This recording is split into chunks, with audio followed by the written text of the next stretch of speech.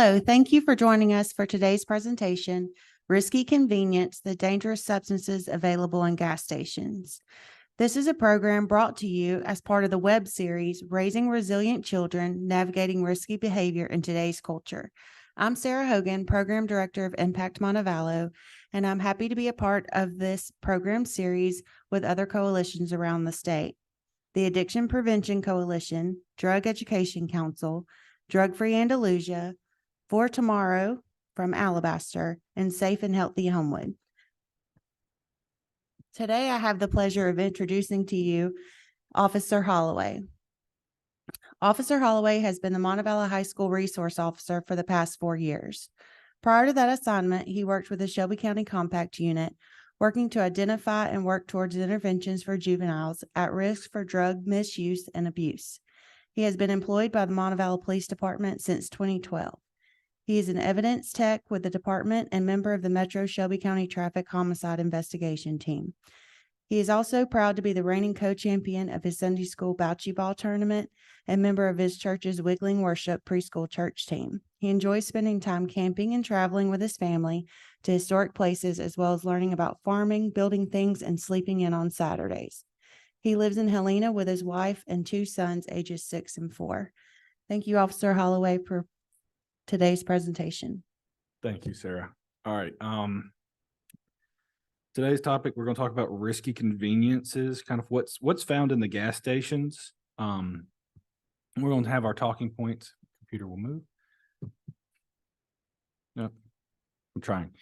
So the talking points today are about environmental surveys, where we get our information, where we find out what we're talking about today, the types of drugs that we have found in gas stations, how are they allowed, the laws about that, misleading labels, issues with FDA investigations, FDA regulations, and how people are getting around that, and other issues that we've seen come from having these type products in a gas station, as well as the legal issues of what's failing, how are we better protecting our youth, what are we failing at protecting our youth, how can we do that better, and then what can we do to help our youth directly as SROs or participants in these drug coalitions.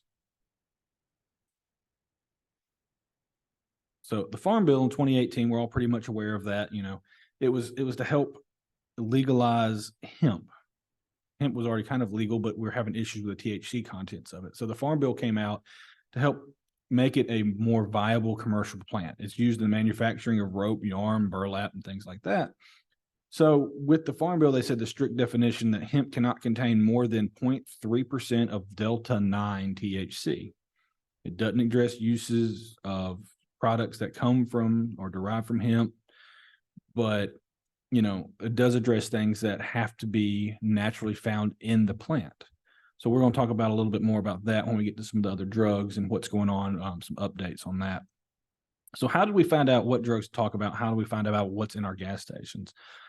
We use a thing we call environmental survey. A lot of y'all probably have heard about it, but many professions use it, even realtors. So, you know, you want to sell your house, the realtor looks and goes, well, this house sold for this much at this time, and this house sold for this much at this time. What are job opportunities in the area, grocery stores, things like that. And it helps them develop, you know, a price for your house. How much do you want to sell it for?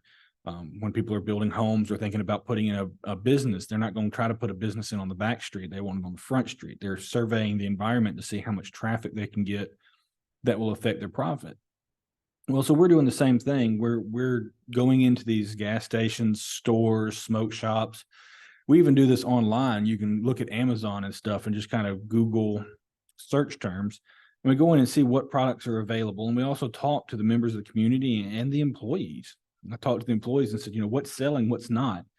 And they told me about what was selling well and what wasn't, or what area in a different city that product was selling better in, and they were just kind of bringing the leftovers down to this city. I do want to point out that all the pictures you see, or most of the pictures you see, are actual gas stations here in our area. It's what we're encountering. We're going to be honest and open about it. That way we can express and teach you as much as we can possibly do with what we know. So what drugs are popular with the kids? Really, it's what's available. You know, it doesn't matter. It's what's available. What can they get their hands on? and what they can afford. So we talk about what they can afford, and there's pictures of prices and stuff, and you'll see some vapes that are $20 a piece or $40 a piece, and you'll see gummies that a pack of 7 is $35. When we say low price point, well, the low price point comes from, after I've talked to some of my high school kids, oh, my uncle buys them for me. He buys them, tries them. If he doesn't like them, he gives them to me. Well, that price point is now free. So, and it's easily available because my uncle brings them to me. So that becomes popular, with vapes have become the highway of drugs into the school. They're getting more and more concealable. They're getting more and more potent with what they're putting into it, how it's doing. And the smells, you'll be walking along and you'll smell something that smells like a cotton candy body spray or something, but it's actually a vape. And so trying to pinpoint who's wearing cotton candy body spray and who's vaping in the hallways or the bathroom during class change is difficult. And, speaking of the cotton candy stuff, kids are identifying with the strains.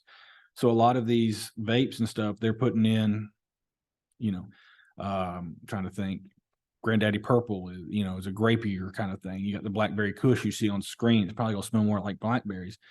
So they're identifying with certain strains and what, how it affects them, rather than just 420, the old 420 we hear about all the time.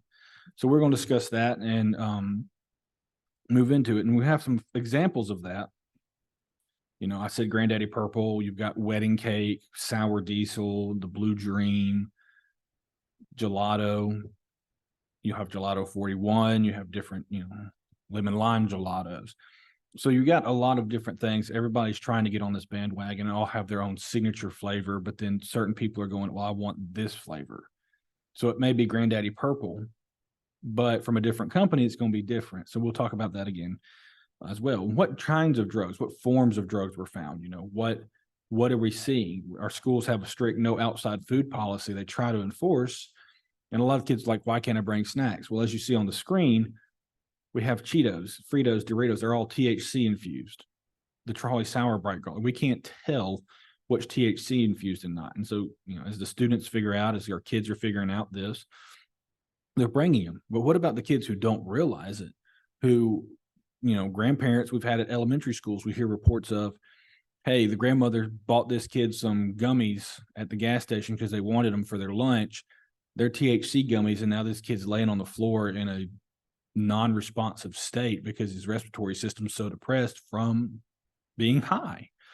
And they're in elementary school. So it's something we need to educate. We're finding these vapes, gummies, candies, food, drinks, pre-rolls, there's capsules, and even the actual flowers put on stuff. And the drinks, I've seen the THC, like the Mio flavoring for your water. They're making that kind of stuff with THC infusion. So now you can have a bottle of water, spray that in there, and now you can get a buzz or a high from drinking your water with some flavoring.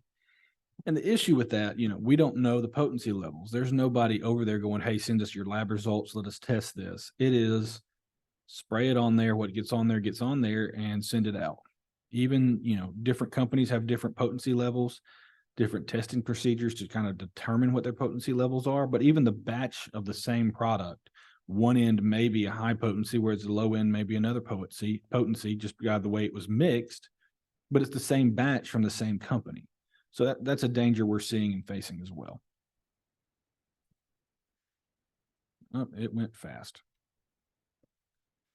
So the types of items found, meaning we've talked about what forms they come in, food, candies, and stuff. The types, we got the nicotine, which is cut leaf. We have pouches, cans, pre-rolls, cigarettes, all that stuff. But we also have the THC, and the THC is coming in the gummies, the food. We have the new Amanita. I'm going to try to say it right every time, but Amanita mushroom blends. The psychedelic mushroom thing is starting to make a push and come back. We also have the plant herbs and supplements, kratom and that kind of things we'll talk about. We also found stash items in our gas stations, the fake cans, the things like that. And we have a discussion on that. We actually have a system in place to educate parents with our impact community group. And then another thing I was amazed at, we have these Whippet cans. If you ever have ice cream and you put your whipped cream on top, this is for homemade whipped cream stuff. It's the nitrous oxide chargers. and they're selling that in the gas stations with the vapes, with the THC. So you can't tell me they don't know that, hey, it's being used for things other than making whipped cream, because who goes to the gas station to make whipped cream? Some other types of drugs found, we have the flowers, the pre-rolls, the cuts, the diamonds, pick your poison almost. Everything's available, gummies and everything. And this is all pictures that we have in our gas stations. We went to 3 or 4 of our local gas stations and just talked to them about it, took pictures, saw what was selling, saw what wasn't. And that's the best way to do it. So I mentioned, we talk about stash items. The types of items found are, one of our gas stations had fake Pepsi and Mountain Dew cans. The can on the screen that you see is the Super X tire inflator. It actually was found in a student's car during a drug search at a high school back in 2019. Inside was marijuana. Most officers would see that in the trunk of a car, toss it to the side, thinking, oh, okay, well, it's just a tire inflator. People carry that. So what we're doing to try to combat that, we have our SPOT trailer, Substance Prevention Observation Training. You see a picture of it in the lower right-hand corner, and the upper right-hand corner is what we kind of have the inside looking like. It's not fully decorated in that picture. We've added a lot more stuff. But what it is it's a simulation of a teenager's bedroom. We want people to go in. We're tired, this PowerPoint, we're all probably going to get tired of talking about it today. So we said, what can we do to bring parents in? What can we do to go to the parents where they're at? So we've taken it to our national night out. We've taken it to a couple of events, and great response, because we have the parents walk in. It looks like their kid's bedroom, minus the mess on the floor. And it has stash items and stash places. Some of the items we built, and we hid it in shoes and socks and backpacks. But some of the items we bought off Amazon. And so we take the parents through it. They get to talk through it. They get to look at it. We're opening things. We're showing them, hey, look, it's easy to hide a vape just behind a picture frame. And if you're not looking for it, you won't see it. So we teach parents how to search the rooms, how to think outside the box of where things can be hidden. If y'all want more information, our emails are going to be on the last page. We'll take some questions on it. You can always contact us. If you want to see it, if you can get it to your location, Sarah's coordinating that. And you can follow our Facebook page to kind of see where we're at and what we're doing. We're constantly evolving it. We're changing out stash locations because as new ones come available, old ones kind of get found out. So it's an evolving, living type thing that we can change to fit the current culture. All right. Come on, computer. All right. So we're going to talk about indica versus sativa versus hybrids. Most of us know what this is. Most of us have talked about it. But why do we need to know it now? Well, in our gas station surveys, in our environmental surveys, we saw where a lot of these products were labeled indica, sativa, or hybrid strains. And so, like I said, our kids are relying more on the strain type rather than the 420 or the old slogans. So indica in the couch, we're having the depressants, we're reducing anxiety, but it's making them sleepy. It's making them want to lay down. So if you want energy during the day, you use the sativa. It's uppers, it causes hallucinations, it gives you that head high. So you get energy, but you may have the hallucinations. So we're trying to do that hybrid bolus soup. We're wanting both of them. We're wanting to see, hey, can we get the reduction of anxiety and the kind of that body high where my body feels good, that pain's gone, but I have energy so I can do my job and get stuff done. Generally, one is more dominant, so you'll see that, but you're going to see these as the products we talk about, the indica versus sativa and hybrid stuff. So what products did we find in the gas station? Try to show you this. So these were all listed as products in the gas station that we found. CBN, I'd never even heard of, but apparently, we're going to talk about it. It's a different type of CBD. You're having the pure products, the Delta 8, the Delta 9, the THCAs, the HHCs, but we're also seeing these blends, the mushroom extract plus Delta 9 THC. Are they trying to get around the law? We're going to see about that, talk about it a little bit. But then you also have the Delta 8, Delta 10, Delta 11, HHC, THCP, where they're adding everything in. So again, it goes back to, well, what's the dosage? What's the batch like? How is it going to hit? Is it going to hit hard and heavy, or is it not going to have much? We don't know the ingredients. We don't know the tested results. We don't know the levels. And we'll talk about why that's an issue too. Delta 8 does not test like Delta 9. It shows up for drug tests, but as you can see on the right, it's a chemical cousin of Delta 8 or Delta 9. I'm sorry. Delta 8, which is a tetrahydroid cannabinoid. I'm going to say big words like that wrong this entire time, Sarah. Just going to be the way it is. Delta 8 THC is a psychoactive substance found in the cannabis sativa plant, of which marijuana and hemp are two varieties. So the Delta 8 is one of the over 100 naturally produced cannabinoids out of that plant, but it's not found in significant numbers. So, we'll talk about it in a second, but Delta 9 is the potent. Delta 9 is the heavy hitter, as they would kind of say. So Delta 8 does have some psychoactive effects, but according to users, it's half the high. And they often call it diet weed or weed light. So if Delta 9 is illegal and this is similar, why is it not? And we're going to talk about that when we get more into the legal issues and stuff like that. So hang tight with us. Do this. Sorry about that. My computer, I have to use the scroll pad and it kind of skips sometimes. So Delta 8 is becoming a bigger issue. We did this presentation a year or two ago, and there was a lot less of FDA reports of adverse effects. Recently, December 20th through the 22nd, the FDA compiled their data, 104 reports of adverse event reports. Okay. Well, 55% of that required intervention, meaning they had to go to the hospital or get an ambulance to come. We've had that at our high school where somebody hit a vape. They told us, they were sitting in the room, said, this student offered me a THC vape and I took a hit from it and it started making me feel weird. And while they were talking to us, they passed out on the floor. They ended up having to go to Children's Hospital to be seen because, again, what's in there? What's the dosage level? What's it going to hit like? Are they a first-time user? Do they have any allergies? We don't know the ingredients of these. There may be a peanut oil and somebody's got a peanut allergy. What are the ingredients? So the thing is, to point out, 66% describe adverse events after ingesting the Delta 8 food products. And we can talk about that too, but again, the dosage. If you read the packaging, we've gone in and handled the packaging and read it. It says, this stuff kicks or this stuff fucks you up. They're very blunt about that. And they'll tell you, look, if it's 1,000 milligrams per single gummy, new users, you need to cut this thing in half and take a little bit. If you don't feel the high within an hour, take another piece. It's easier to build your high rather than try to get something out because you can't. So they're even putting these warning labels on the bags about how to use it because they're seeing these things. Oh, come on. Not just FDA, but the Poison Control Center. So most reports are going to be accurate with the poison control because if you're worried about your kid, you're going to call poison control, not the FDA. So they've got 2,362 reports of Delta 8 THC exposures between 2021 and 2022. Of those exposures, 58% involved adults, but 41% were patients less than 18 years of age.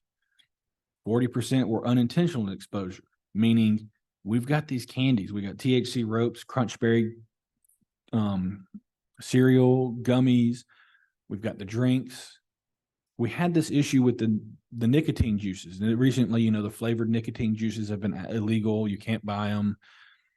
Well, we were having nicotine overdoses and nicotine toxicity. 2-year-olds, 3-year-olds, little kids, were going up. They were going, oh, look, it has cherries on it and strawberries and oranges. And I drink that with my lunch at school. So this must be a juice and I want it. And they didn't ask their parents if they could have it. Parents left it out. Kids drank it. Nicotine toxicity and deaths. Again, we're having this kind of exposure with kids. People are leaving their drugs out. They're not securing them. It's what's the harm? Weed doesn't harm. So 45% of the patients requiring healthcare facility evaluation were pediatric patients. So this is a bigger jump from the FDA reports. And even one pediatric case was coded medical outcome of death. So securing is something we need to be talking about with our groups, with our community as well. What are you doing if you're going to use this stuff, What are you doing to keep it out of the hands of the really young children, the ones who don't know any better, the ones who don't know how to ask any questions? So then Delta 9.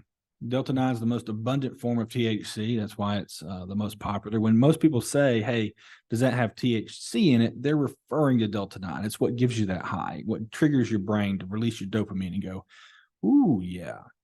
That's why high feels so good to many people. But the dopamine comes at a risk, back we have the test results, hey, what's the dopamine levels of meth? Well, it's this amount. Well, what's the dopamine levels of sex? Well, it's actually less than meth. What's the dopamine levels of somebody who's eating a really good meal? Well, it's this. So when we talk about addictions and stuff, a lot of times it comes from what's your dopamine levels, that pleasure sensor in your brain. We have the sex addictions, we have food addictions, and we obviously know about the meth and heroin stuff. So you're getting a dopamine release, and there's other chemicals that go and affect your brain and make you feel well as well. But, with that dopamine release, as many as 30% who use the cannabis can develop a cannabis use disorder because of that pleasure sensor with its dopamine. They start going through withdrawal symptoms. They start having issues. And we're going to talk about how all these drugs kind of affect that and the different types of withdrawals and issues that people have from these gas station drugs. Another type, try to get to it gently and don't. Delta 10. Delta 10 is said to be less intense than Delta 8 and 9. So a very low high, but it's also supposed to be more of a head buzz than full body. So, you're getting this sativa. And as you can see on the product boxes, my brain's going blank for a second. Sorry about that. Product boxes, you see the sativa, the super sour diesel, the AK-47, the White Widow. They're looking for those flavors. They're looking for that sativa. Unfortunately, though, even though it's been out, because it's low amounts, it's not really known. The commercial side hasn't really developed it a lot. We don't have a lot of research. And we're going to find that on several of these drugs. There's just not that amount of research out. These companies are discovering it. They're seeing what it can do. They're going, okay, well, it can do this. And if I mix it with this, then I can get this, send it out. Send it out. So we don't have the medical research. We don't have the long-term research. And did it again. I'm sorry. Delta 11. Delta 11 is yet another naturally occurring trace element in cannabinoid found in hemp. Again, information on this is cannabinoid is very limited. One study we've read about while we were researching this presentation suggested Delta 11 is 3 times as intoxicating as Delta 9. But again, there's no research. All we have is anecdotal reviews or just users saying, this is how I feel. This is what I've gotten. And you see this package, it's Delta 11, but it's got indica, hybrid, and sativa, the purple punch, the White Widow, and a blue dream. And so we just seen the White Widow a second ago that was sativa. So we can tell these strains that kids are after are more the flavor kind of things, and you can adjust what's in them. Their chemical compositions of these things are getting so intense. People are changing hydrogen molecules just to get this or that. No studies have shown any of the properties of Delta 11 outside of its intoxicating nature. And it must be converted from CBD using chemical heat or chemical analysis, catalyst, not analysis. Getting ahead of myself. I'm sorry. So we've talked about our deltas. Some interesting things we did find out about THCA. Now, I hadn't heard about this until we were doing our environmental surveys. And there's a little bit of research out there. We were able to find some stuff. But as you can see, the glass shards, it looks like diamonds. They call it a lot of diamonds. Has that appearance of meth. Well, what it is it's the precursor to THC. So as the plant's growing, it produces this THCA. And they found it and they're like, oh, it's this tetrahydrocannabinolic acid. So, this is the precursor for THC. Well, when we ingest THC, it starts breaking down, and our drug tests actually look for THC COOH. That's the chemical makeup of metabolized THC that we're looking for in the urine test when we're testing people. But THCA, it's this white in color. It's 99% THC. It's almost completely pure. But it's inactive. It doesn't produce any psychoactive effects. If you were to take that crystal and eat it, reports say, lab says, you're not going to have any psychoactive effects. However, And this is where these companies are going, hey, look, we can do this. It's legal because it's not THC Delta 9. We'll put it into our pre-rolls. We're going to put it to these vapes. So it's THCA. But as soon as it's hit with heat, it could be even sunlight from our studies that we read, sunlight, lighters and stuff. When heated, these convert to THC. They turn into the THC Delta 9s. They turn into that, but they have to be heated first. So now when you're putting in this pre-roll, it's THCA. It's non-psychoactive. But we all know the pre-roll, you're going to light it and smoke it. Well, light, fire, heat. Heat is now changing the chemical makeup of that. How do we test that? How do we go against that? One thing the government has gone against, THCO. So THCO, why is the federal government gone against it? And, February 13th, 2003, the DEA officially declared it illegal. It's prohibited. It's a scheduled controlled substance. You cannot have this. But why? If we have THCA, we have THC, all the other ones we're going to talk about, Delta 9, Delta 8. Why is this illegal? Well, it does not occur naturally in hemp plants. Delta 9, Delta 8, Delta 10 all occur naturally, different amounts, different process to get them. But the only way you could get THCO is to take Delta 8, Delta 9 THC and put it into a lab and synthetically create THCO. Now, doing this, it's significantly higher potency than Delta 9, thus producing the intense psychoactive effects, sometimes reported as 3 times greater than THC 9. Research has not been shown to confirm these reports. Again, these are all just users are saying, because how do we test your high on a chemical scale or on a scientific survey with a machine? Again, your high, it depends on your brain function, your tolerances, how you ingest it, your mindset. But there was enough to say, hey, look, we're taking this out. So Delta 9 and now THCO are federally illegal. And we're going to talk about the rest of them and go, well, why just those two? Can we start expanding it and looking at what we're going on? I'm sorry, I'm trying to use this scroll pad on my laptop and it is just not cooperating with me. THCM. This is an important one as well.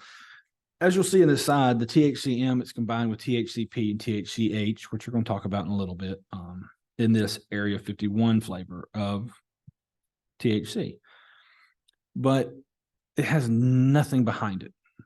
We don't know what it does. The only thing we've used it for is to identify cannabis use up to 5 months before birth. So if you had your baby, they test the fluids and they can say, hey, look, within the last 5 months, you used cannabis. Probably based on how much their THCM marker there is, they can say, hey, look, it was closer to 5 months out or closer to birth. But that's all we've really used it for. But of course, hemp brands are looking at it and going, hey, look, we can put this in there. So what we're thinking and the studies are kind of revealing is it's a psychoactive cannabinoid that could potentiate, and it strengthens, that makes it high better. So it's not necessarily that you're going to get high just from that. You're going to get higher by mixing it with other things. So if you got a good high from THCP, you mix it with THCM, and now you're going to get an even better high. That's why you'll see THCM a lot of times combined with others to create a better high. It's just what it is. They're trying out everything. Potentiators we're going to talk about in a little bit too. But if you're snorting things, you use a nasal decongestant before you snort, that's a great potentiator. So we're putting that into this automatically with other things to make it a better high. All right, I'm going to try to scroll again. It's just going crazy as I'm going as slow as possible. So HHC, we've seen this a lot, even in our city, in our town. I've got pictures from schools and stuff. It was created in 1944. So way back when, all they did was add a hydrogen molecule to Delta 9 THC. It's hydrogenation. It changes the Delta 9 THC to something completely different. So Farm Bill illegal. Hey, Delta 9, it's illegal. You can't have it. Okay. Again, we're changing the chemical composition. The laws haven't caught up. Now we have HHC. Kind of the same thing, even a little bit more potency. But again, that's not been tested. We're getting what people tell us. So maybe it's better potency, maybe it's not. Reports from users generally describe it as somewhere between Delta 8 and Delta 9 because it is changing the chemical construction of the THC. It's going to change the way it actually binds and processes in our bodies. So it's not as good, maybe. So less of a high. But it is something to be careful of, be watching out for. We've seen it a lot here. It does provide a decent high. And we do have a lot of it in our gas stations and vapes and stuff. Please stop doing that. I'm sorry, everyone. This computer worked the other day, and now it's sliding everywhere. So THCP, we saw that was mixed with the THCM a second ago. THCP is it's a variation of Delta 9, I guess. But a lot of people call it THCP. It's an organic cannabinoid, very similar to Delta 9, which is the most abundant cannabinoid in marijuana. And it was first identified in a particular marijuana strain. And it's chemically manipulated CBD extracted for legal hemp plants. So to produce enough THCP, it's very minutely found, but to produce enough, it must be made in a lab because there's not enough in actual cannabis flower to cost effectively extract.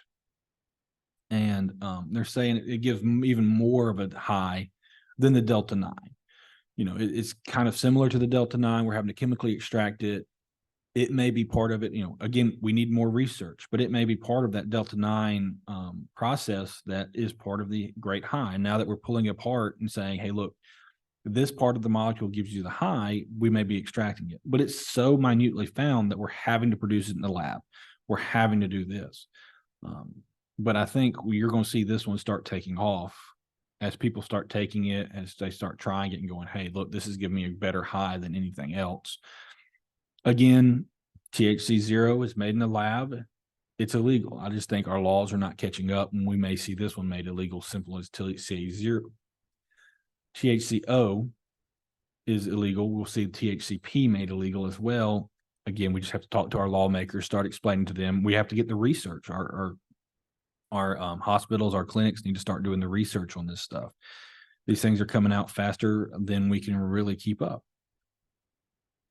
So THCX is another synthetic cannabinoid. It is a type found in cannabis plants, obviously, but is a man-made compound with similar effects to THC. It's not the same.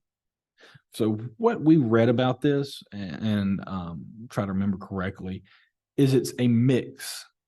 You may take this THC and that THC, THCA and THCP or whatever, and you mix them together somehow chemically to create THCX. And it's, again, a different one. It binds differently to the body. It's going to have different effects. If you look at the products we kind of have over here, you have the guava gelato and the blue dream combined, the dragon fruit and Georgia pie combined. Again, it needs more research. It's difficult to find out. Most of our research, you know, we're checking Mayo. I've read some articles from Mayo Clinic, but our healthcare, I won't say hospitals, but our healthcare facilities, the ones that test this, one that put out the research, just aren't having an amount of research that's coming out. Most of the research you can read about is coming from High Times and vape magazines and stuff that they're testing it within their own labs and providing the reports.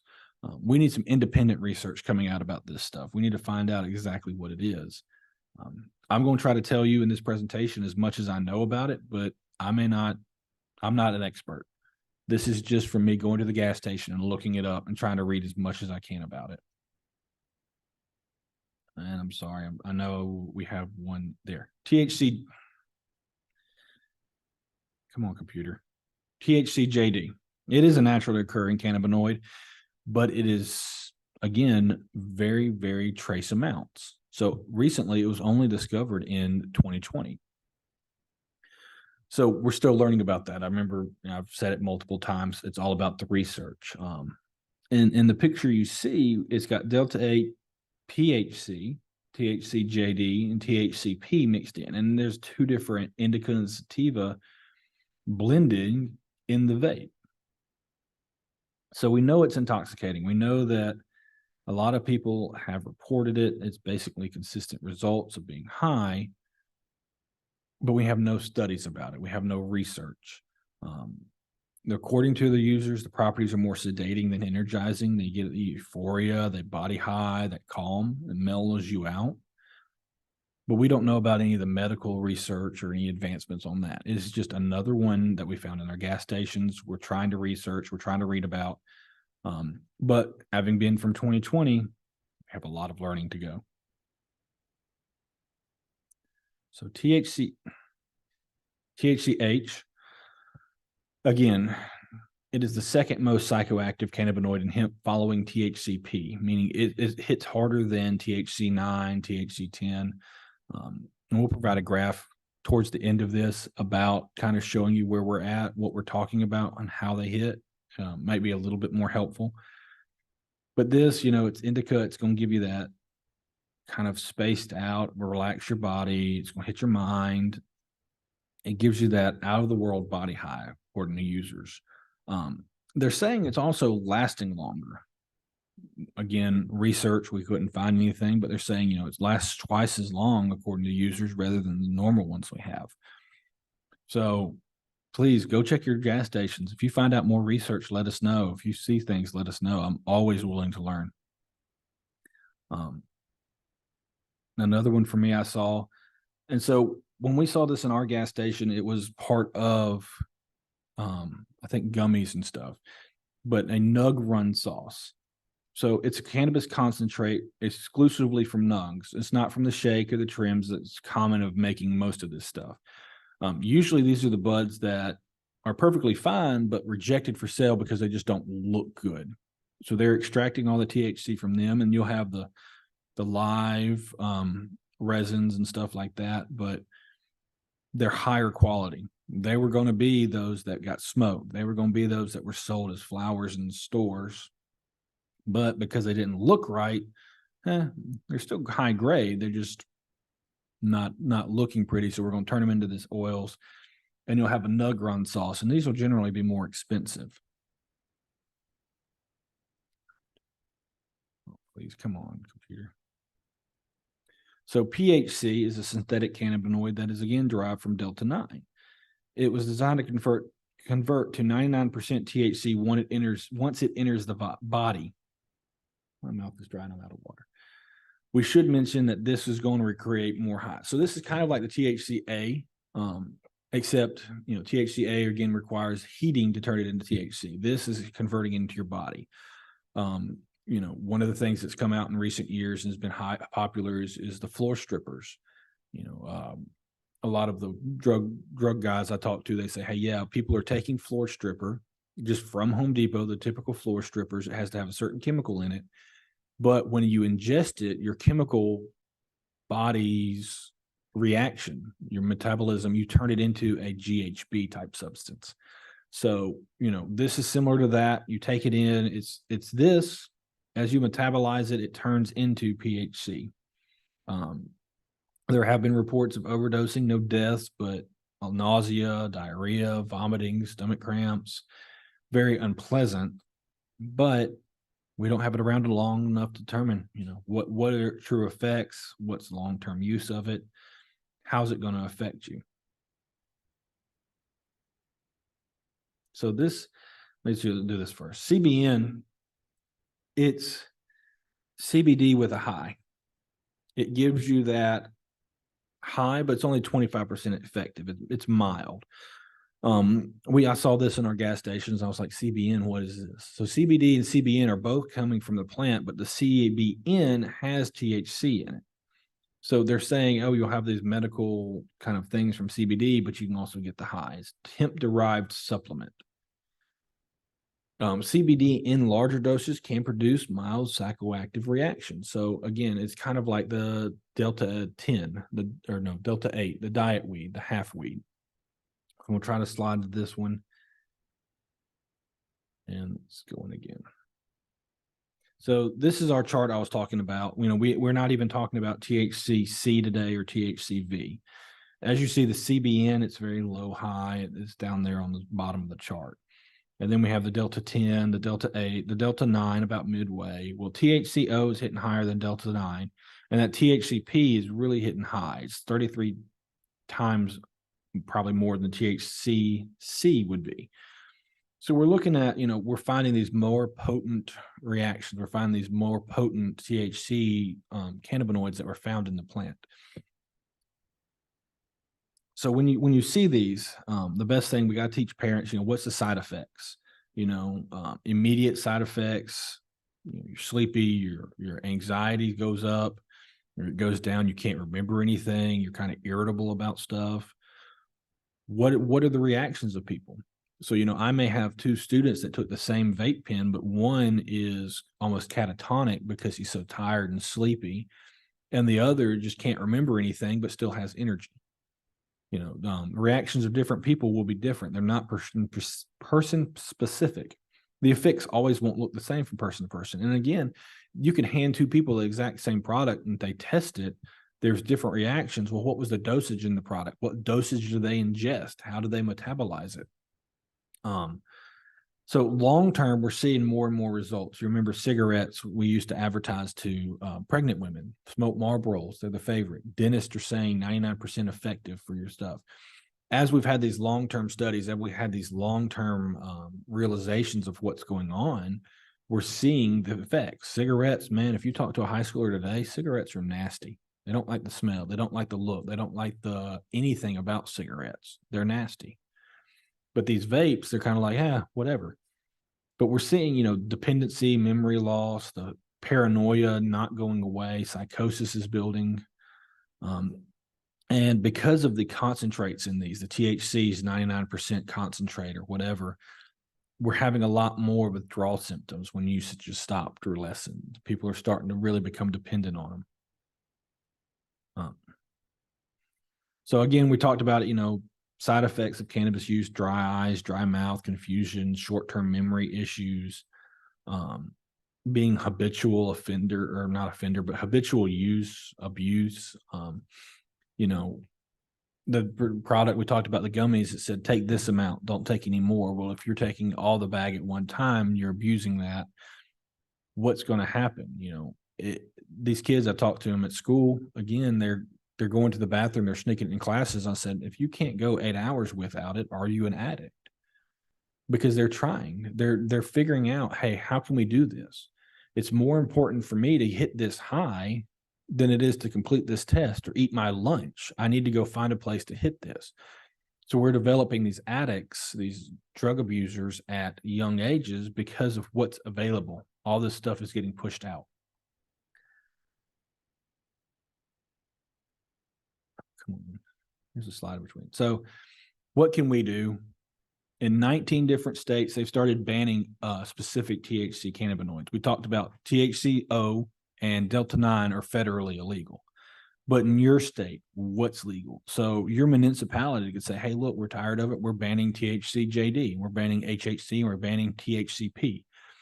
So, municipalities in different states are starting to wake up saying, we're not waiting on the federal government.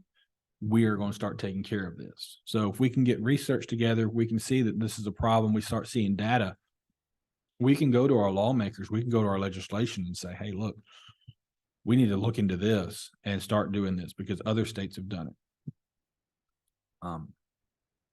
One other thing, we're going to move on from the THC. We talked about it earlier. I mentioned it, the whippets. Why are you going to the gas station to make whipped cream for anything? So it's this nitrous oxide, and it's becoming a thing. The picture you see on the lower right-hand corner is at a gas station.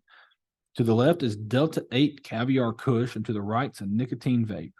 And in the middle, we have whipped cream chargers, the little silver things, kind of like CO2, the little CO2 BB guns would use. But these are full of nitrous oxide, the laughing gas, which, hey, look, we've all used it at the doctor's office when we have root canals or wisdom teeth taking out or just some other things. It's laughing gas. The thing is, these dentist offices, they're running high flow oxygen as well to mitigate any health issues. The laughing gas is giving us that high. It's giving us that numbing type feeling, but we're also getting high flow oxygen to get rid of any, headaches, I guess, but also keep our lungs functioning well. What people are doing with these is, the bottle openers or crackers, is they're putting balloons on these things. They're filling the balloons and start taking hits. Well, it's 100% high flow nitrous oxide. There's no oxygen in there. So they're getting these short-lived high of 15, 20 minutes with hallucinations and visualizations. Well, they're going to start chasing that high. They're going to find out, oh, this is kind of fun. 15, 20 minutes, I can have a little fun and be done. But, they may not be physically addictive, but what are they doing to our lungs? What are they doing to our brains? How long are they staying in the bloodstream? It's just the psychological addiction of it, the psychological fun of, I kind of need that. I need a relaxation. We're not using the old school exercise, read a book, do a hobby. We're finding kids are going, what's the instant gratification high? And if I'm getting arrested for THC because I'm a juvenile, well, what can I not get arrested for? Well, you're not going to arrest me for having whipped cream cans. So I'm going to start using these. So those are things we got to look at. We'll talk about a little bit with the legality and how they're using. So come back here. He's going to start doing the Amanita mushroom blend. All our gas stations had this. It's starting to be a popular thing. They didn't have a lot of it, but it is coming out. So they're using this mushroom blend. Sometimes they mix the THC into it and everything. Microdosing has been a thing, especially up in, I think, some of the northern states. You'll hear about dosing of. I'm trying to think of the word, and it's not it's the mushrooms that produce the hallucinations and stuff. They're microdosing it to get kind of that medical effect, but trying to reduce the hallucinations. And I can't think of the word, or I can't pronounce it. My mouth, I cannot do it. Apologize. So anyway, these mushroom blend gummies are being sold as alternative to that. And they're saying, hey, look, it's still going to give you this great effect. We're still going to feel a little bit of a high. It's going to relax you. But hey, you won't have that psychedelic, and it's legal. But it's not flagging in drug test or field test kits. There are a few states that have legalized and decriminalized the medical mushrooms and stuff like that. And we're still doing research and testing. Again, CBD, THC, all that stuff is such kind of a new product on the medical market. I know it's been around since the 20s, 30s, even before that, but we haven't had that research on it. So like I said, often this is sold in combination with THC variants. One thing I did find in stores is there's stoned, it says mushroom gummy stoned and this and that, but there was no Amanita or mushroom blend in it. It was all THC. So anything, like that, anything made synthetically can be put into anything, brownies, chips, drinks. So if they're synthesizing, it's just a spray on thing. Hey, we can put it in gummies. As you see this one, it's 3 gummies per pack. So it also has the ingredients. If you look carefully in kind of the folds, it says, here's your microdose is this many milligrams, 1,000 milligrams is the chill, and the 15,000 milligrams is the trip. So in other words, take 1 for a microdose, take 2 to chill out, and 3 to trip. They're putting that on the packages. The kids they don't have to work for it anymore. If you want this, take this. So the kava, we've all seen it. Again, it's a dietary supplement, gets around that stuff. Well, it's a central nervous system depressant. It acts like GABA. It stimulates the dopamine in the brain. Hey, it makes you feel good, but it's not a legal drug. And the reason for that, we're seeing liver failure, cirrhosis of the liver, a lot of liver damages, and even deaths are being directly traced back to regular kava consumption. This is something, it's been used for years in the Western Pacific Islands. It's kind of that, hey, we use this, it's calming. It's similar to an alcohol if you take enough of it. But again, we're taking all of it. We're taking more and more as we build up this tolerance. We're chasing that high. We're wanting to feel the same. It's saying, hey, look, if you take enough of it, it's similar to Xanax and Ativan, but it's not going to flag on drug tests. So another plant-based thing I'll come back here. Damian leaf, which is supposed to be a aphrodisiac, historically out of Mexico, Central America. It was used to treat headaches, bedwetting, depression, nervous constipation, and also that aphrodisiac give you mental and physical stamina. But people are starting to abuse that as well. If you inhale it, you get a high. There's also a lot of issues where you get convulsions and similar symptoms to rabies or poisonings after taking over 200 grams of this extract. Well, as you see on this Nature's Ways bottle, it has 800 milligrams per serving, non-GMO, vegan. What's the serving? It's got 100 vegan capsules in it. Well, it's a plant. It's going to be vegan, right? But what's the serving? And if we're taking this much at a time, are we saying, hey, look, I feel this way, so I'm self-medicating? We'll talk about what our kids are doing with the self-medicating in a little bit. But we're getting this high, but then it's also extremely dangerous. It's not a drug that we're prescribing in the U.S., but we're making it a natural supplement. Benzodrex.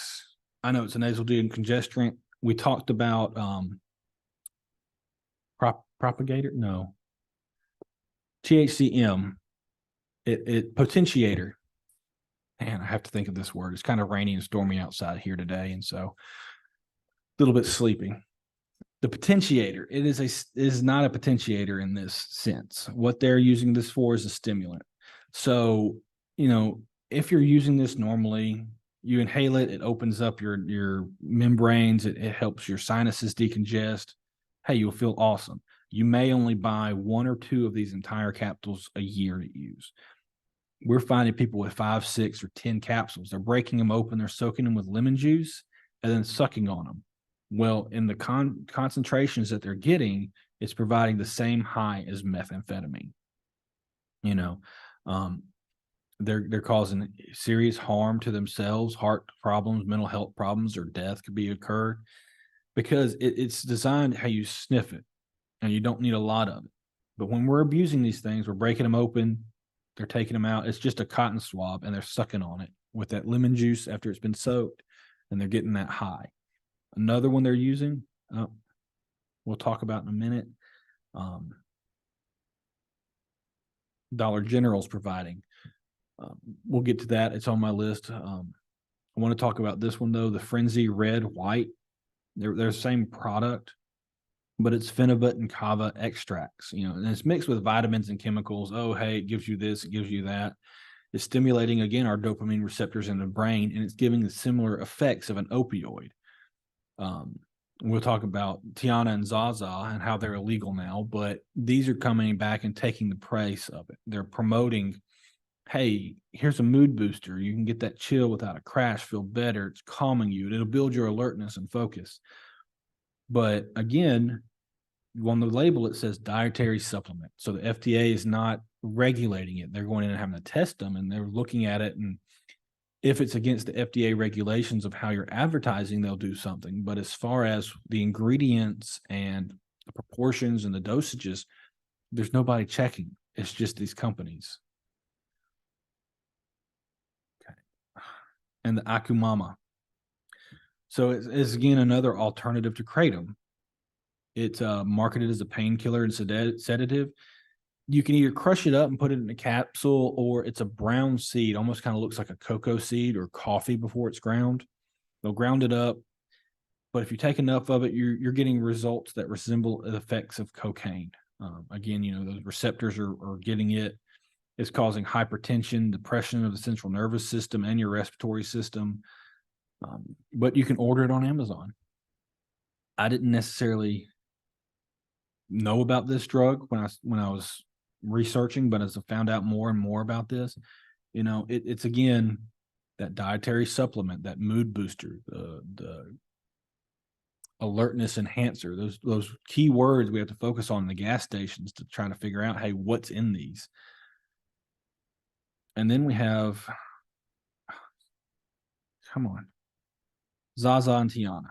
So in 2021, Alabama, where we're at right now, said, hey, look, this is a Schedule II controlled substance. Tianeptine is out. We can't have it. It's gas station heroin. A lot of states have followed or were leading the charge on this. But again, I don't know if Georgia has made it illegal or Florida. But as an example, if it's not illegal in Georgia, well, if I live next to the border, it's 10-minute drive over. I can go get it from their gas station and come back home. These are giving such extreme addiction. They're hitting those opioid receptors that, I was watching some documentaries on it, researching. These people, they're addicted. They'll spend hundreds of dollars a day. So the bottles you see here, hey, it's got 15 capsules. Those 15 capsules may cost them $45 to $50 for that bottle. And they're buying multiple bottles because as their addiction grows, as their tolerance and dependence grows, they're needing it more and more. They're taking 15 capsules just to get up in the morning, and then they take 15 more at night to kill that withdrawal symptoms. And from the documentaries and stuff I was reading, the withdrawal symptoms are similar to heroin: the shakes, the sweat, the nausea, the vomiting. They're having to have it. And it really sticks out. One of the people that they were interviewing, I guess the drug abuser would be a correct term because I don't want to call him an addict. They were saying, I've got my kids. I've got my 11-year-old. I don't want to lose them. It's hard for me to afford this addiction. We don't have a car. We walk an hour one direction to go to this smoke shop to buy them, to walk an hour back home to take them. And I have to take them every day. But they're not illegal here. Where they were living at, they said, they're not illegal. We can have them. We can possess them. So I'm getting this heroin type high. I'm getting this opioid high. But if I'm caught with them by the police, they're not taking my kid. They're not taking me to jail. They're a legal substance. Alabama said, no, not anymore. We've taken care of that. I know other states have followed, but they are bad. And that's why we took care of them. But we're seeing that Phenibut, we're seeing that products we just talked about coming back and taking their place. We're finding alternatives. So one of the alternative is the Phenibut. Come back here. The Blue Rise and Red Dawn. Blue Rise, I haven't seen much in our gas stations. I know it's there. I've seen a couple bottles. The Red Dawn, man, I see it right at the front, right at the gas station checkouts. And I've talked to the people, and they're like, no, they don't sell at all. These have been here forever, which makes me feel better. But again, we're seeing that, hey, look, extra energy, extra mood enhancement, those keywords we're trying to focus on. It's not getting flagged on drug tests. You have to request it to be tested for specifically. It's getting some serious side effects: coma, respiratory depression, death in very rare instances. But it's used a lot of times, with other things like alcohol or other things. It's considered a neurotropic drug. It enhances cognitive function. I think it was developed in Russia, possibly. But it was a prescription drug, but it's not allowed to be sold in the U.S. But it is allowed to be used as an ingredient in dietary supplements. Doesn't make sense much, but it was used to treat ADHD, schizophrenia, and Alzheimer's disease. It helped boost the moods. It helped increase focus and reduce the symptoms of the mental health conditions. But the reason we're not using it as a pharmaceutical drug in the U.S. is because of its desirable use of abuse. It is also extremely addictive and has potentially serious withdrawal symptoms. So, we'd love to have a country that's not medically required to have any kind of medications, that we all have this, but we know we need medicine, and some people need these pills. But what are the alternatives that we have? Because Phenibut, even if you're prescribed it, how do you withdraw off of it if your tolerances are getting more and more and more? So it was just the danger of it, but we're allowing it to be sold as dietary supplements. Again, we need to look at the research and talk to our legislatures and be like, hey, look, what's going on, and educate them as well. Another big issue we've seen is the Rhino products. Biggest thing about them, most of the time they're fake. They're just a mix of herbs and substances and spices just to kind of get you to buy something. The FDA received a lot of reports of people experiencing chest pains, prolonged erections, severe headaches, having to have surgical interventions or hospitalization. Again, dietary supplement. It even says on the bottom here now, no headache, platinum. They were containing unlabeled ingredients. If we have said you're allergic to peanuts. How do we know there's not peanuts in this? There's not any ingredients. There's including active and potentially dangerous ingredients that can't be sold in herbal supplements that were included in this. And we have now, I saw some rhino honey. There's all different brands. There was even a box. And I had to sit it and look at it for a second in our gas station.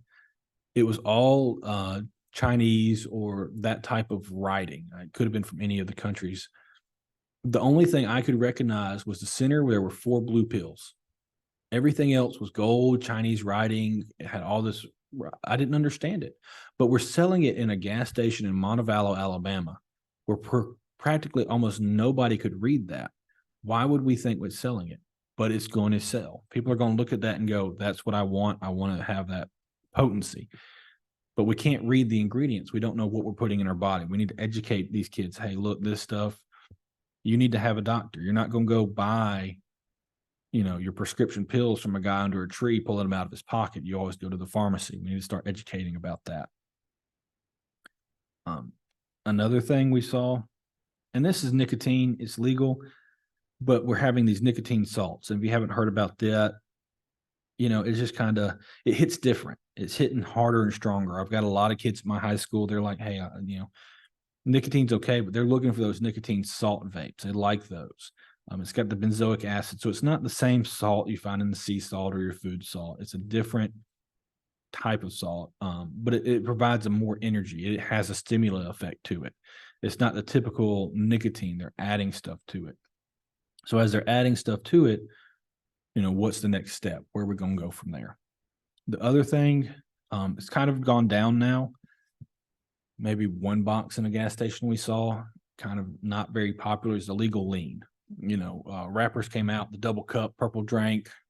It was mixing Skittles and Sprite and coating syrup all together, and you had this drink that you could get high from.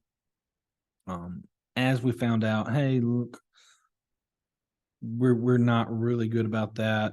Legal lean is supposed to substitute for it. It's supposed to be kind of like it. But I'm reading the picture we have on the right. It says this is a dietary supplement. Again, key words there. So when the FDA did a chemical analysis of the legal lean products, they also contain the active pharmaceutical ingredients doxylamine. Again, I need to stop pronouncing these big words, Sarah. I'm trying here, but the active ingredient in popular forms of Unisom sleep tablets. So we're taking that codeine high and we're finding something else that can kind of give a simulated effect of it, but it's not controlled as hard. So what's the dosage on these? Do you use the whole bottle in a cup? Do you use part of the bottle in a 2-liter bottle? How do you mix it? We're not seeing that, but we're also seeing that some formulations of this, because it's not regulated, it's not tested, they've got different makeups, different flavors, are having some of the quantities of kava and kratom, making it more unpredictable.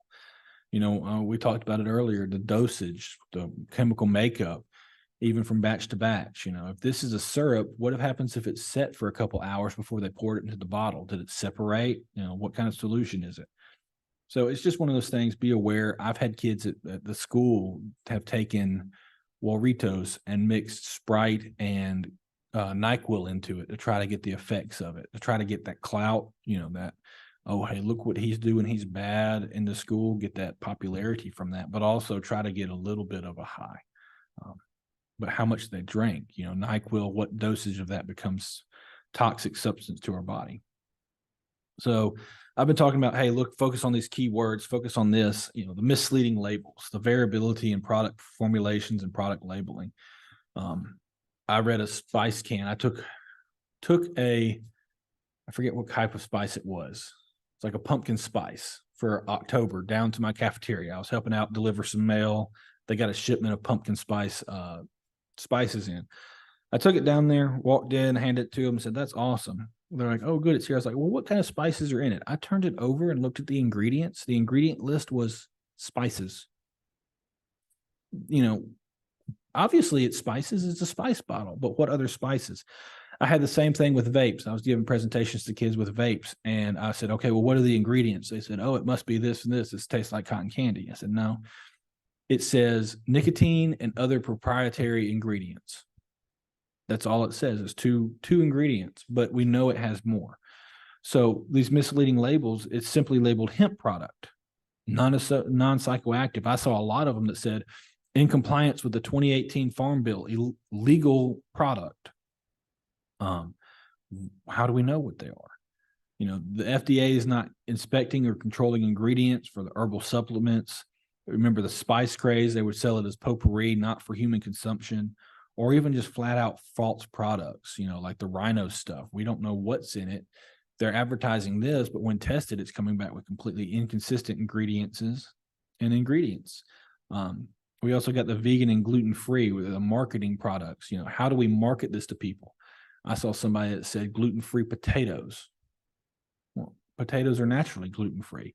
But if we're not paying a careful attention to this stuff, we're just looking at the words that pop to us, we're going to go, oh, hey, that's what I like. I like to see this. I like to see that.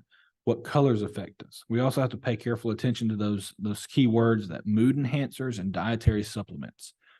You know, if we start really focusing in on those, we're going to see a lot of these products are consistent about the phenibut or the different things they have in it, and we're going to see a lot of abuse out of those products. So legal issues, we've mentioned this, we've said we talk about it.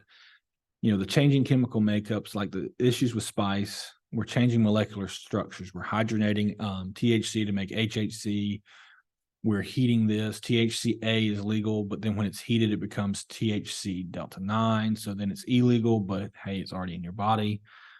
The other thing is drug screens and drug testing. You know, we're looking for that THC, COOH when we're doing urinary tests. But if we continue playing with these chemical makeups of THC, the molecular makeups, it may start having an effect on the final product after we metabolized it, where we're not going to see it on drug tests. And if we actually test the actual product, we say, hey, look, you're not supposed to have that. We're taking this from you, and we send it to our state lab. Well, it could be a misdemeanor charge, which we have up to a year to prosecute. The lab testing alone could take a year to a year and a half. Well, when it comes back and says, yeah, it's positive, we can't charge them anymore because it's been too long for the window of charging opportunity where it's closed. Also, the lab's going, hey, look, you're going to pay us $1,000 to test this vape, whether it's positive or not or whatever. So it's really prohibitive to take the cost and the time put together and say, hey, look, we want to test this vape to charge this kid with this misdemeanor. The misdemeanor may have a $300 bond on it, but it's going to cost the city in time and effort, a year and a half and $1,200 just for the test. So we've got to figure out ways, hey, how can we make this quicker? How can we make this better? Also, the courts are refusing charges. We're saying, hey, look, we got to have this tested. The court's saying, well, if you can't prove it one way or the other, we're not going to charge them with it at all. So we're not getting the charges. We're not getting warrants. We're not getting any issues. And the last thing I want to say is, you know, nicotine warning labels. We see these giant white warning. This product contains nicotine. Warning, this product can cause cancer and birth defects. THC vapes aren't having those labels. THC vapes aren't saying, hey, this has this chemical, which is considered dangerous. You know, federal courts went to Philip Morris and stuff. Walk into your gas station, you're going to see these giant signs. When you smoke, the nicotine actually changes the brain.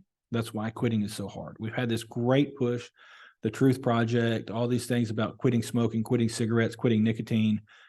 You don't really see smoking in TV shows or movies anymore. You will. It's always going to be there. But I talk to my high school kids. They're like, smoke? No way. No, I'm not going to do that. That's so many chemicals. It's bad. But we haven't had that giant push on vape shit. We haven't had that stuff. We're trying. We're showing them stuff. But they're like, I didn't know that. Just because it's legal does not mean it's safe. And we're learning that all the time. So on a legal update, Alabama, congratulations. I'm happy about this. It's going to make my job a little bit easier because for years I've been able to write vaping citations to students who have a nicotine vape. But a couple years ago, they changed the law where it said nicotine or any other substance in that product. They took out any other substance where it's just nicotine. So they kind of tied my hands. So anybody with a nicotine vape in my school, they got a ticket. They had to come to court and had to go to a vaping substance class. There was no court cost or anything. They just had to sit with their parent through a Zoom meeting because of COVID.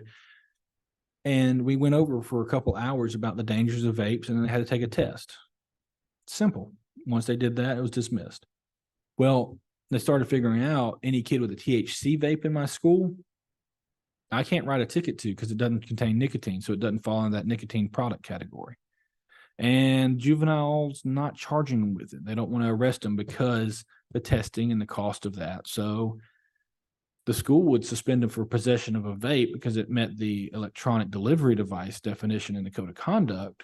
But as far as criminal laws, my hands were tied and I couldn't do anything. So we've updated it. We've activated this act. I don't think it's quite out yet in effect. Recently passed. We'll have to research that a little bit more, talk to our DA's office because I haven't been able to find the code for it. But any psychoactive cannabinoids shall not be sold, distributed, marketed, or possessed by anyone under the age of 21. If you sell it to them, you're guilty of a Class B misdemeanor. They're also having to lock them up. A lot of our gas stations we've gone to, they've worked with us. Used to be a lot of these products kind of were in front of the shelf, easy to grab. Most of our gas stations now, they're locked behind a glass container. If you want it, you've got to ask the cashier directly to either come unlock it or hand it to you while you're purchasing it. They're not just going to hand it to you so you can walk out. And it's got to be sold in child-resistant containers. We'll see what that kind of comes into as a definition. So if you're in possession of it for these kids that are in my high school, it will not be less than $50 nor more than $200 on a subsequent conviction. On a third subsequent conviction, $400. But, they did put this great thing in there, and what I enjoy, I don't think tickets and I don't think we should rely on court and fines to change the behavior. I think we need to use education to change behavior of our students. Education explaining why to them. They always ask why. We need to explain to them. So they did put this in there where community service may be assigned by a judge in lieu of fine. So we can still do our classes. We can have them do a productive thing for the community, pick up trash, paint something, do whatever, instead of these fines. So I think that's wonderful. It's going to give us a little bit more of a grip on able to interact and force these kids, I guess would be the more correct term, to listen to us. We can talk at them all day, but we're again just talking at them and only a little bit gets in. When we can have more of a focused reaction from them, they're going to have more of a focused reaction back with us. So big thing, we're talking about high schoolers, talking about these dangers, what they can get, what's available to them. Well, what they can get is stuff online. They can order things from out of country that may be legal out of another state. We're having this thing, you can ship alcohol directly to your house. Well, they're supposed to check when they drop it off with adults and age verify, but are they age verifying? We're also having this, drug sales and drug language on social media. When I was at Compact, it was rampant. You'd log in and there were certain people that were just the drug guys. They didn't care. They posted it out there. Nobody was doing anything about it. It was just there. So they're advertising. I saw one guy, he had a cereal box full of marijuana bags. He's like, hey, look, this is my cost. Here's where I'm at. Hit me up on my link. So they advertise. They're using secret codes, emojis, or they're just putting it out there straight up. Here's what I've got. Once contact is made, they'll move from Snapchat to maybe WhatsApp or Signal or Telegram. They'll move to a more encrypted one, so it's harder to get into, and they can talk one-on-one instead of using the chats and the comments where everybody can see it. But then also they have the digital payment options. So, I can Cash App Sarah some money for the drug she's advertising, and she just drives by my house, throws them in the mailbox and drives off. The neighbors may not think anything of it. My parents aren't home yet. I walk out and get it, come back in. I've never actually had to interact with my dealer. But here it is in my mailbox delivered to me, all off social media. So that's a big key component to teach parents. We've had parents say, well, my son doesn't have a TikTok. He doesn't have any of that. Where's his phone? Here it is. He's got 3 TikTok accounts, his main account and his spam accounts. So educating parents and people on what's going on. A lot of places are talking about Snapchat bans because of how dangerous it is for kids. This slide is from the DEA. It's kind of what they found in most of it. It's not inclusive. It doesn't show all examples, but you're seeing, like in the cough syrup, we talked about purple drink, the codeine, the lean. Well, there's grapes, there's purple. The mushrooms, obviously mushrooms. Percocets, you got the pills, the P's, Xanax, again, the pills, the bars, because Xanax comes in bars. So they're using this messaging, and they can have entire conversations without saying the bad words. I see it even on Facebook Reels. I've seen the smoke symbol and somebody doing something kind of crazy and be like, "Oh, hit too much smoke." It's easy to put it out there, and older generations or people who are not familiar with it are going, "I don't understand what that means." Oh, well, and not trying to learn. We got to put this stuff out there for our parents. We got to put this out there for our teachers too. So what can we do to help? What are we doing here? Teaching the signs of abuse, knowing the signs of abuse, the red eyes, hallucinations, paraphernalia, the sockets, the melted bottles, shake on the floor if they're using actual bud, or, digging through their trash, finding the cardboard, finding the used carts. We had kids. I was actually on a Facebook group with some SROs the other day talking to them about, one guy said, "Hey, look, I'm finding used old cell phone batteries. What they don't fit any new batteries. What are they used for?" Well, through the conversation, we discovered that they're probably taking it and wiring it to their vape cartridges as a replacement battery. Here in our county, SROs here have talked, and they're taking the Chromebook chargers, the computer chargers, stripping off the end that would plug into the computer, pulling out that positive and ground wire, and if they hold it in certain spots on their vape cartridge, it works just fine. We've found YouTube videos of how to do it. So that paraphernalia, that thing that kind of gets in there. Have they lost interest in playing sports? Have they lost interest in hanging out with their friends that they usually hang out with? Changes in physical aspects. They want to change their hair, their clothing. Are they feeling more isolated? What's going on? Engage in discussions about it. Talk to them. A lot of these kids I talk to is deny, but if you spend enough time talking to them and trying to get to them, and you build that rapport, I actually have a lot of them that will come and say, "Hey, look, yeah, I'm having this issue. What can you do to help besides what I'm doing?" Self-medication is where a lot of this is causing for problems from. Yes, we have the kids that are just chasing the high, that just want to do it, but we have a lot of kids that, "Oh, I'm fat. I don't feel like I fit in. I'm different. I like this and nobody else seems to like it. I don't know what's wrong with me. So I take these drugs, I smoke this to feel better." Or my peers, my friends say, "Hey, if you smoke this, we'll have more fun."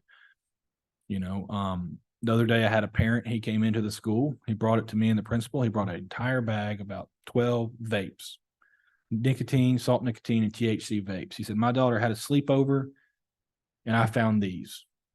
What in the world do I do? Well, how do I do this?" And we talked to the daughter and "Hey, are you okay? Make sure what's going on." She's not in any trouble. We're not trying to punish her for getting help if the dad's reaching out. But it doesn't affect just one particular gender or one particular age. It's affecting all genders, all ages. Everybody is having issues with this. We've got to engage in discussions. We got to talk to not just the students, but our guardians and caregivers of how to talk to them. How do parents talk to their kids? They know them best. How do the teachers talk to these kids when they come to them and approach them and say, "I need help"? Go in and conduct environmental scans in your areas. Like I said, we did that today. We went out, we looked at it, and we said, "Hey, this is what's going on. This is what's happening. We're worried about this. Go out and look and see what's in your area." One thing we didn't talk about, but I do want to mention on, is over-the-counter medications. We talked about the Benzodrex. It's just a kind of go to CVS and get. Well, if you go to Dollar General, you'll see certain things locked up. One of the things is Imodium. We've been seeing a lot of Imodium abuse. So, if it's like heroin, 2 pills a day is normal. If you're having problems, 2 pills a day. Well, there's people taking 100 to 150 pills or 200, which is 200 to 300 milligrams, 2 boxes. It's increasing euphoria, but causing respiratory depression. You also have Robitussin, dextromorphan, common in a lot of cough and cold drugs. 2 to 4 times a day, 15, 30 milligrams is good. 4 to 5 milligrams acts as a depressant. 100 milligrams acts like alcohol. And 4 to 500 is a hallucinant, and a 1 to 1,000 you're seeing as a disassociation, out of body experiences.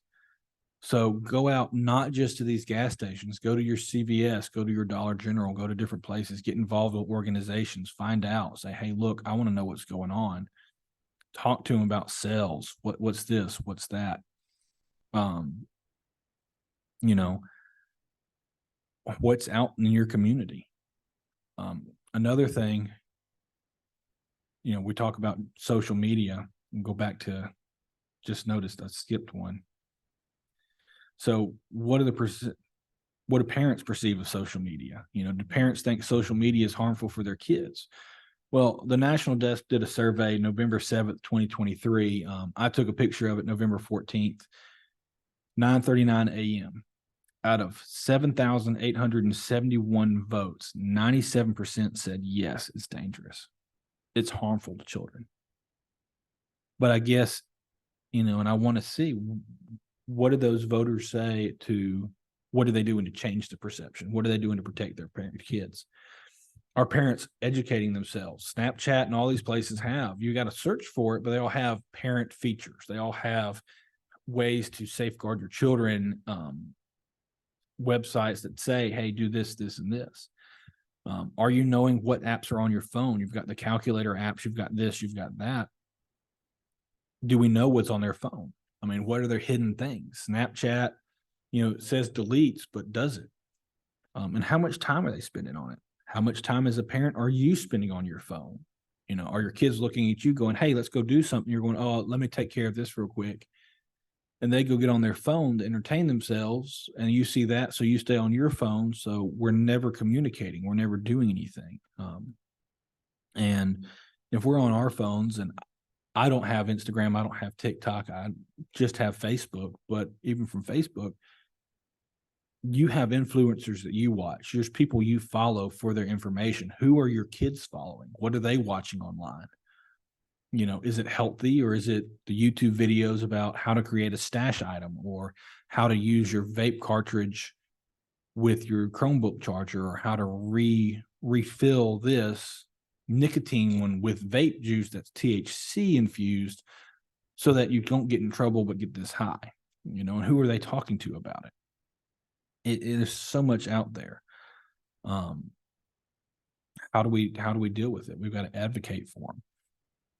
Another thing, go back up to here, the issues from sales in these locations. What kind of problems are we seeing based from these gas stations? Recently, our area, we had a burglary. He left money on the cash register, $200 in it. A couple dollars were actually visible on the counter. He only went after the THC products. They targeted that specifically. Also, I was looking, trying to research, hey, what is in this based off of these wholesalers? Our gas stations, they don't just order. There's wholesalers that come in and say, hey, here's our catalog. Look at this. What about this? Hey, you want to increase your sales? Have you seen these? These are selling like hotcakes here. Why don't you sell them here? Some areas see higher sales of certain products than others. We may have in our city a higher sale of the vape products, whereas another city has a higher sale of the gummy products. Talk to your gas station people. A lot of times they own gas stations in different cities and can tell you about that. Look at the placement of the products. Our gas stations, man, our biggest problem, you walk in the door and the vapes and nicotine and everything else is in a giant cabinet in front of the door. There's no way to get into that store except passing that door. Also location of it involves where the alcohol is. If you look at the lower left picture, you see the colorful little balls. They kind of look like juice balls. Those are buzz balls. They're 15% alcohol by volume. So very concentrated alcohol content. Well, when I went and looked, I saw those and I went, wait a second. To the right of them is these clear toy tanks, the drawback, push forward tank toys. There's candy on the left. These things are surrounded by toys. What kids are going to look at them and go, oh, look at this juice. I want this juice. So we need to talk to our gas stations. We need to talk to our store owners and say, hey, look, I understand it's about profit. It's about making money. Gas does not sell as well and make as much money as the inside drinks and stuff do. But we need to look at how to separate it. So when our kids come into these gas stations, they're not met with drugs and alcohol in the face, just trying to buy a candy bar and chips. And on that note, we're talking about reputation in the community. There's gas stations here, as an officer, I just don't go to. I don't want to see the alcohol, the vapes, all this stuff in my face. I go to them and do my environmental surveys. And if I, see kids with vapes, I kind of go figure out where they're coming from, which gas station. But I'm not going to go spend my money in that gas station. I go to other gas stations, and talking to community members, there's a lot of them that are like that. These gas stations are selling the clean urine and drug washes, the U-Pass. It says fetish urine for fetish play, but they're selling it with a hand warmer. It's got notebook paper on it and called U-Pass. Obviously, we know, and we've caught kids trying to use this. We've got to speak up. We got to say, hey, look, I'm done with it. The protesters you see in it are from Atlanta. They said, we're done with this high call volume drug sales at this gas station. They said, no more. We're done. We want it shut down. We want this closed. And I don't know the outcome, but Atlanta did have a hearing on a nuisance property to possibly revoke the business license of that business. It is possible to do if you're having a problem like that in your community.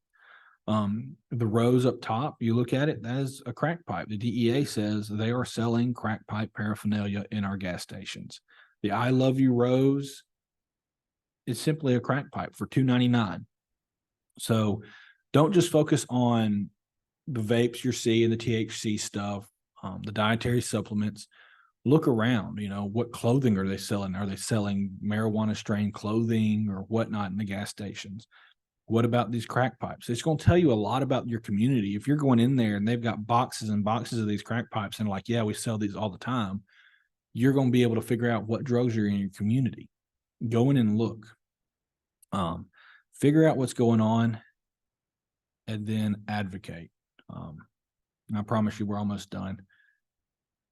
Advocate, talk to our policymakers, talk to your local city councils, maybe start there. If you don't know who your national policies or state policymakers are, talk to the lawmakers, go into your gas stations, take and do your environmental survey and talk to your police department, and then go back to,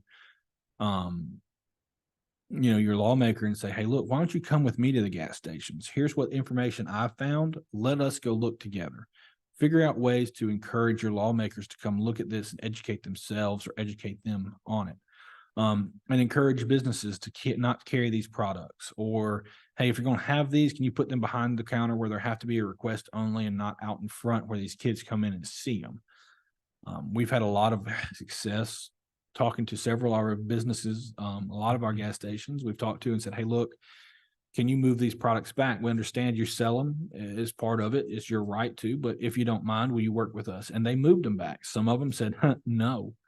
And are a constant call for service for our police department to have to go down there and deal with people disorderly or high or DUI or fights at a one gas station. We know we have a higher call volume at that one gas station than all the others. And that one gas station sells a lot of these products. So we have to advocate and talk to it and see what's going on and talk to our city and go, hey, look, we're having this problem. So our kids, the mentality has changed. It's not harmful. It's just water vapor. It's not going to do anything. They use what they know. They see their parents are using vapes because, hey, I can use it in the car and it's not smelling like cigarette smoke. It doesn't burn holes in my clothes. So we're normalizing the use of drugs in popular culture. The lean from the rappers, the any celebrities going, hey, use this vape. Hey, I like this product better. Ooh, these gummies. Snoop Dogg. When we say the name Snoop Dogg, you obviously think marijuana. Well, I saw that commercial where they have that not a full length lighter, but the extended reach pocket lighter. And Snoop Dogg's selling it. And Martha Stewart's there like, yeah, it lights candles just great. But educated, we look at that and go, well, there's a subcontext they're not talking about. They're talking about a way to use that lighter to light up a bong and not burn your fingers. It'll reach in and light what you need to without burning your fingers. So we're normalizing it. We're hiding messages. We've got to change the way we think to be able to advocate for our kids. We've got to look at things the way a drug user or abuser would, somebody who's searching for it, to try to advocate for our kids. So if you have any questions, feel free to reach out to us. I apologize if we went a long, long time. I try to keep it short, but there's just so much out there nowadays. It hurts my head. It's incredible what's out there. And again, I try to do some research on this, but there's just not much out there. A lot of this stuff we read from High Times or the Vaping Magazine. So if you have questions, reach out to us. I hope I didn't waste your time. I hope you learned something and that you maybe not enjoyed it, but did get something that you can use today. If you find out something that you think we should know or have some information about something we talked about that we didn't speak on, email us and let us know. I'm always willing to learn. I'm always willing to try to do better for our kids, because in the end, this is all about our kids. And if you'd like more information about our spot trailer, especially if you live locally, send an email to Impact Montevallo, and we'll see what we can do for you.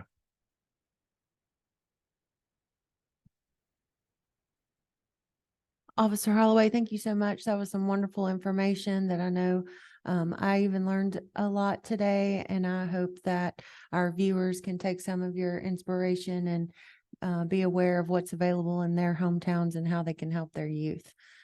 Thank you again to our partner coalitions, and please mark your calendar for our next webinar series.